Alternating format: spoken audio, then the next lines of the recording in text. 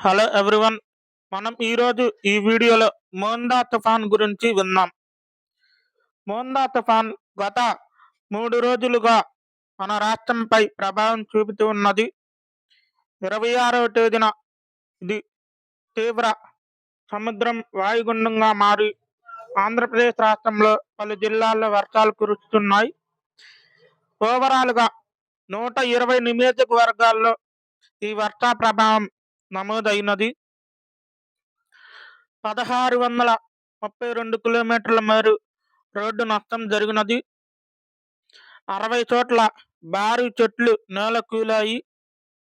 40 చోట్ల కరెంట్ స్తంభాలను ఏదైనా కరెంటుకి సంబంధించినవన్నీ కూడా కరెంటు రావడం జరిగింది.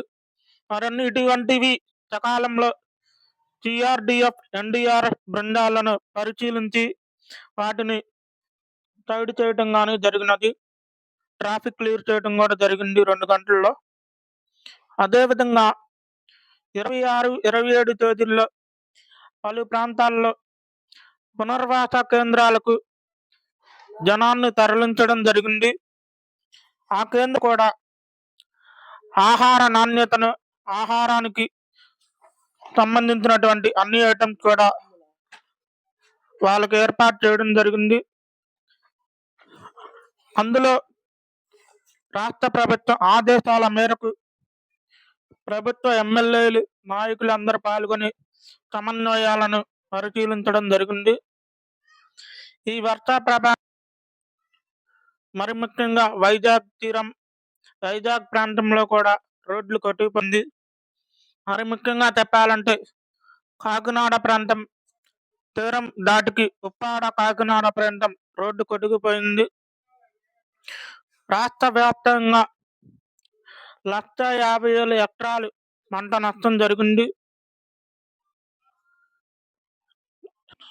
నంద్యాల, గోదావరి, బాపట్ల ఇటువంటి ప్రాంతాల్లో వరి చేలలు నేలకూలాయి. ఈదురుగాలి వానలతో పంట నష్టం జరిగింది.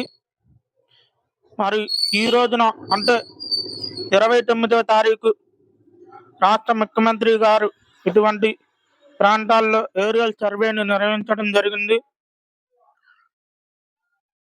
మరి ప్రజలకు కూడా ఎప్పటికప్పుడు 181,00,000 మందికి వాతావరణ సమాచారం గురించి మెసేజ్లు కూడా చేరవేయడం జరిగింది. తీర ప్రాంతం వారికి అప్రమత్తం చేయడం, ముందు జాగ్రత్తతో ప్రభుత్వం వ్యవహరించినది.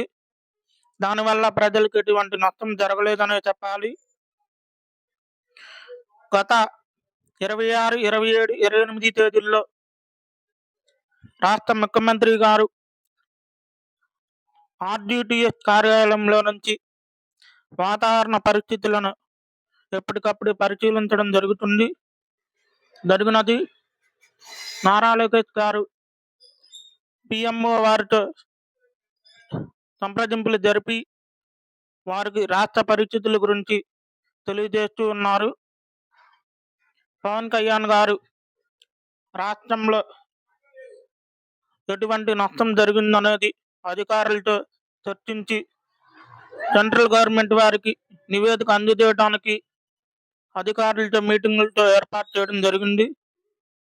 మరి ఈ విధంగా రాష్ట్ర ప్రభుత్వం కూడా ముందు జాగ్రత్త వ్యవహరించడం వలన ఈనాడు మోందా తుఫాన్ ప్రజలకు ఎటువంటి నష్టం జరగలేదు. కాకపోతే పంట నష్టం జరిగింది.